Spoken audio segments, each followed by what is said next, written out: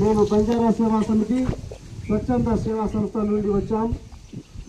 కేంద్ర ప్రభుత్వం ఈ యొక్క ధర్తీ ఆబా జనజాతీయ గ్రామ ఉత్కర్ష్ అభియాన్ అనే పథకం గురించి ప్రజలందరికీ తెలియపరచడం గురించి మమ్మల్ని ఎంపిక చేసుకున్నారు.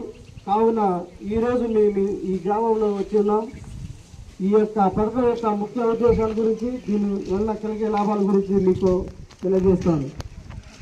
మన ప్రధానమంత్రి కొత్త పథకం ప్రవేశపెట్టినారు.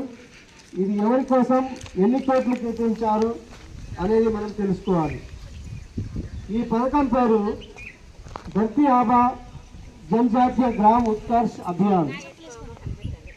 ఈ పథకం గిరిజనుల సంక్షేమం కొరకు ప్రవేశపెట్టినారు.